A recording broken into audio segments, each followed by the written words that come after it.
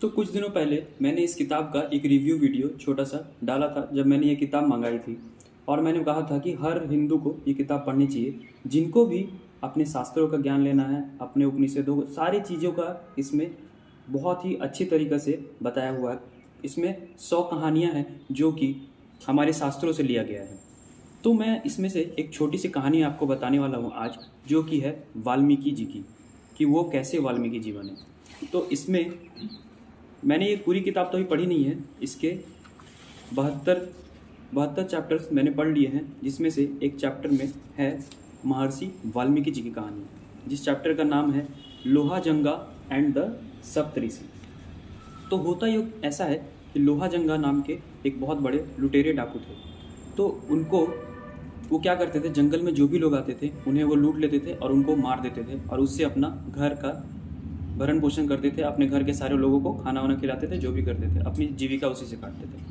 तो एक दिन क्या हुआ कि सप्तऋषि जो थे उन्होंने उनकी मार्ग में वो सप्तऋषि आए, और आके जब वो लोहाजंगा, और मैं वाल्मीकि कहता हूँ, वाल्मीकि जी जब वहाँ पे थे तो वो छुपे हुए थे एक पेड़ के पीछे, और अचानक से उनके सामने आए और बोले कि जो भी आपके पास बहुमूल्य चीज़ें हैं वो हमें दे दो, और तभी मैं तुम लोगों को जाने दूंगा। तो वाल्मीकि जी जैसे वो बोले तो सप्तऋषि को तो सारी चीज़ें पता थी, और वो लोग एक कार्य के लिए ही यहाँ आए थे, उनको सुधारने के लिए ही यहाँ आए थे, उनको तो सारी चीज़ें पता थी। तो उन्होंने बोला कि हम लोग अगर सारे सामान दे भी देते हैं फिर भी तुम हमें मार दोगे। तो ऐसी कुछ वार्तालाप हुई, और उसके बाद वार्तालाप के बाद फिर वाल्मीकि जी से उन सप्तऋषियों ने एक ऋषि ने सवाल किया कि जो तुम ये पाप कर रहे हो, क्या इस पाप के भागीदारी तुम्हारे पेरेंट्स बनेंगे? क्या तुम्हारे माता पिता भागीदारी लेंगे इस पाप का, या तुम्हारी पत्नी लेंगे, या तुम्हारे बच्चे लेंगे? जो भी तुम इससे अर्जित कर रहे हो धन, उस धन से तुम भरण पोषण कर रहे हो उनका, तो तुम्हारे जो पाप हो रहे हैं उन पापों का भी तो उनकी हिस्सेदारी होनी चाहिए। तो उन्होंने बोला कि तुम जाओ घर और अपने माता पिता से, अपने बच्चों से, अपनी पत्नी से, अपने घर के सारे परिवारजनों से ये पूछ के आओ। तो वाल्मीकि जी बोलते हैं कि नहीं, आप उन सप्तऋषियों को पहचान नहीं पाए थे। वो बोले कि नहीं, आप लोग मुझे बेवकूफ़ बना रहे हो और आप लोग यहाँ से भाग जाओगे। तो वो लोग बोले नहीं, हम नहीं भागेंगे, तुम पूछ के आओ। तो वो भरोसा करके चले गए पूछ के आने। तो उनके माता पिता ने भी मना कर दिया कि हम तुम्हारे पाप की भागीदारी नहीं बनेंगे।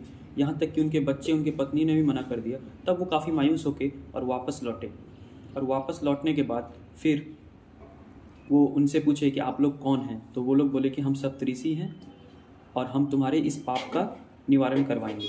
तो वो लोग बोले कि तुम वाल्मीकि जी बोले कि हम कैसे इस पाप का निवारण कर सकते हैं? तो सप्तऋषियों ने बोला तुम राम नाम का जाप करो।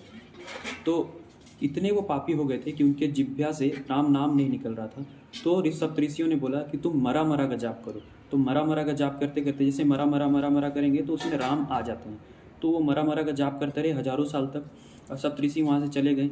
उनके ऊपर काफ़ी सारे चींटियों के टीले बन गए, मिट्टी के टीले बन गए। फिर सप्तऋषि हज़ारों साल बाद आए और फिर उन टीलों को हटाया, तो देखा कि वो अभी भी वहीं अंदर जाप कर रहे हैं। फिर उनको उठाया और उनको बोला कि आज तुम्हारा पाप मुक्त हो गया है, और आज से तुम्हें वाल्मीकि कहा जाएगा, और तुम ही रामचरित्र मानस लिखोगे।